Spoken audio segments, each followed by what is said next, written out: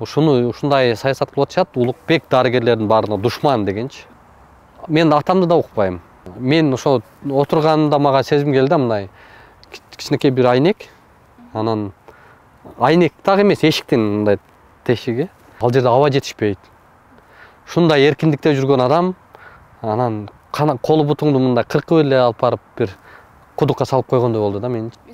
Мисалы эми концерттерге барасың да, кээ бир концерттерге барганда эми күлгүң келбей турат, анан байкуш тааныйсың, анан ал эми шагысын кылбасын деп кол чаап койгон учурлар болот. Аркы беркинен түшүнүгү бар адам кантип ошол эшикти талкалап кирсин. Бул абсурд, жомок да. Апам болсо каршымда азыр мен кандай гана кызмат кылмакмын, кандай гана кадырламакмын, кандай гана апамды бир ыраазы кылмакмын.